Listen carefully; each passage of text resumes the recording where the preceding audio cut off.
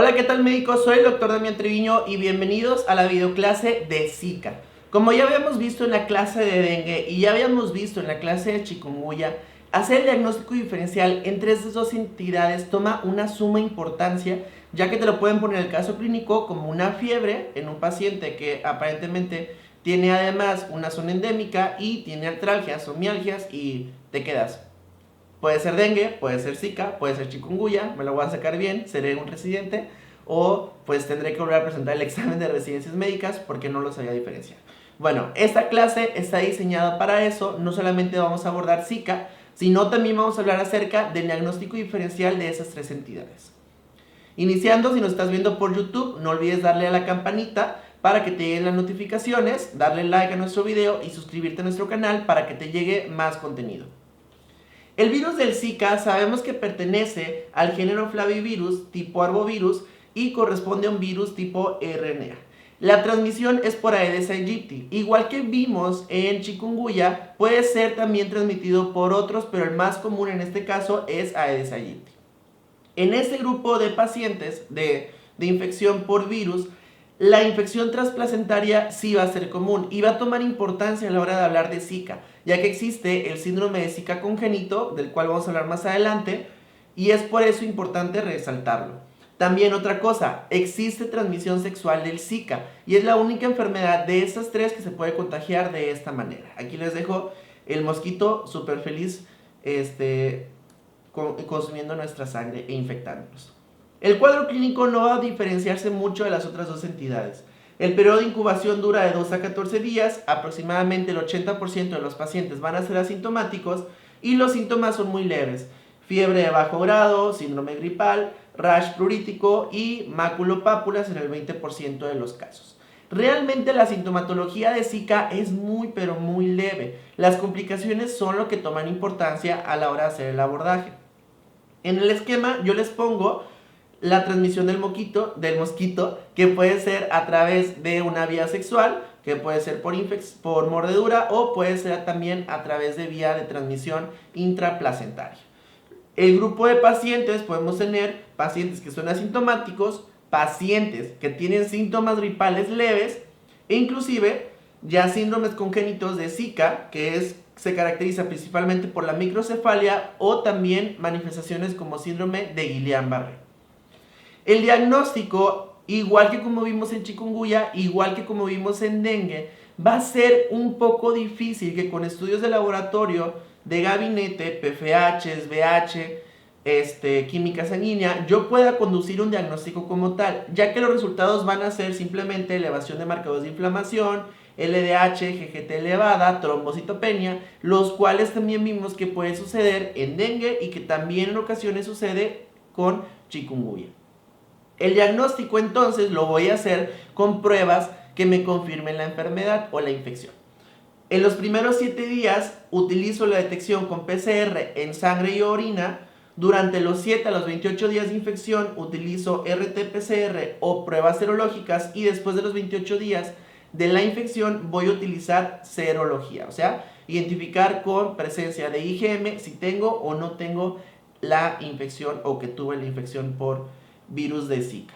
¿Okay? Es importante esto y si recordamos lo que vimos en dengue y recordamos lo que vimos en chikungunya, generalmente este margen de 8 días hacia adelante es cuando yo voy a empezar a utilizar los anticuerpos porque antes probablemente los vaya a encontrar negativos. Si vemos ese algoritmo, nosotros tenemos un caso sospechoso en donde te ponen un paciente con fiebre, rash, artralgias o artritis y conjuntivitis.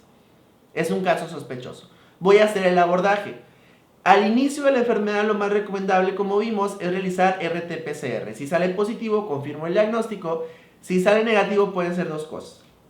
O puedo tener una infección, no puedo no estar infectado y el paciente tiene otra cosa, no tiene Zika. O tengo un periodo de infección tardío en donde la viremia está muy baja. O sea, que yo lo tomé, no sé, en el día 6 o en el día 7 y ya no tengo esa cantidad para que sea identificado por la RT-PCR. En los dos casos, si la duda diagnóstica todavía continúa, lo que yo debo de hacer es solicitar anticuerpos IgM. Y más si estoy en el día 7 u 8 o bien el paciente no me sabe especificar realmente cuándo tuvo el inicio de los síntomas, porque en ocasiones te dice el paciente, si tengo fiebre como desde 2 días o desde 3 días. Bueno, señor, aquí los días, si son 2, 3 o 4, son muy importantes, pero pues eso no lo entienden los pacientes. Entonces, cuando pasan los 8 días, yo voy a solicitar anticuerpos IgM. Si los IgM salen negativos, tengo de dos. Una, que realmente es negativo el paciente, o dos, que es una infección muy temprana y en este caso tengo que realizar una RT-PCR si es que tengo duda. Si los anticuerpos IgM salen positivos, pues es un caso que probablemente vaya a ser confirmatorio. Este algoritmo obviamente no es de México, es un algoritmo estadounidense en donde ellos utilizan otro test que es el PRNT para confirmar los casos en donde los anticuerpos IgM salen positivos. En México nosotros podemos solicitar nuevamente anticuerpos de los 7 a 14 días después de la primera toma y si salen positivos, pues confirmar el diagnóstico de que sí tuvo esta infección. El tratamiento es generalmente asintomático. La mayoría de los pacientes son asintomáticos, por lo que no van a requerir tratamiento. Y en este caso, igual que como vimos con chikungunya, no se recomienda el uso de AINES ni tampoco de aspirina porque podemos promover el sangrado por la plaquetopenia que en ocasiones presentan los pacientes. Las complicaciones más severas van a ser dos: síndrome de Guillain-Barré, que es lo que a todos nos va a asustar, y el Zika congénito. Durante el embarazo voy a tener tanto el Zika congénito como abortos. El Zika congénito se caracteriza por microcefalia, ventriculomegalia, calcificaciones subcorticales, espasticidad, hiperreflexia, crisis epilépticas, anormalidades oculares, pérdida de la audición senso-neuronal, ¿ok? Entonces lo que nosotros vemos aquí en las tags, aquí perdón el error gramatical, lo que nosotros vemos aquí es esto mismo: el paciente tiene una microcefalia. Vean la estructura, cómo se encuentra, a diferencia de otro estudio que nosotros viéramos en un paciente que no tiene microcefalia. Además, vean el tamaño de esos ventrículos, están enormes. Las calcificaciones subcorticales, que las podemos identificar aquí, aquí, principalmente. Y bueno, todas esas características son propias del Zika congénito y algo de lo que nosotros como médicos nos debemos de preocupar a la hora de valorar a estos pacientes. Ahora vamos a pasar con los diagnósticos diferenciales. Como ya les dije, el mayor problema de esas tres enfermedades no es realmente el abordaje diagnóstico ni tampoco es darle tratamiento. El problema real es saber diferenciar entre esas tres y es donde la mayoría de nosotros como médicos nos llegamos a equivocar. Primero que nada, es difícil llevar a cabo el diagnóstico diferencial. En múltiples ocasiones, como vimos en la clase de chikungunya, tenemos que hacer el abordaje primero de dengue, si la sospecha es alta, antes de pensar en que mi paciente pueda tener Zika o que mi paciente pueda tener chikungunya. Vamos a tener aquí varios síntomas en donde vamos a hacer la diferencia entre uno y otro. Como vemos, fiebre se va a estar presentando tanto en dengue como en Zika como en chikungunya, siendo más elevada en el dengue. Las mialgias y las artralgias va a ser algo principal de chikungunya. Entonces, si en el cuadro clínico te están insistiendo, insiste, que tiene artralgias, acude después de 3 meses y sigue con artralgias, muy probablemente el caso sea de chikungunya y no de dengue. Edema en extremidades principalmente lo vamos a encontrar en el virus del Zika. El edema que nosotros encontramos en chikungunya no es un edema de extremidades. Este es un edema periarticular, o sea, está localizado únicamente en la articulación. Mientras que el virus del Zika sí te produce un edema, como un edema que veríamos nosotros en un paciente con insuficiencia cardíaca o un paciente con enfermedad renal crónica o cirrosis. Es un edema que caracteriza a esa enfermedad de las otras enfermedades. El rash maculopapular va a ser predominante en el virus del Zika, no porque vaya a tener otra predisposición, sino que es más común que se presente. El olor retroocular, también va a ser más común en Zika, y la conjuntivitis igual son datos que me están hablando de Zika. Entonces, si en el caso clínico me ponen edema, conjuntivitis, rash maculopapular y dolor retroocular, muy probablemente el caso me lo estén conduciendo a hacer el diagnóstico diferencial de Zika que hacer el diagnóstico diferencial de chikungunya o de dengue. Las linfadenopatías son menos comunes en el Zika y más comunes en las otras. La hepatomegalia es más común en chikungunya y la leucopenia y trombocitopenia es más común en dengue y en chikungunya. Aquí aparece 0, pero sí hay fuentes bibliográficas que establecen que el Zika te puede provocar cierto grado de leucopenia y cierto grado de trombocitopenia. Y las hemorragias son más comunes en el dengue, no tanto en chikungunya ni en Zika.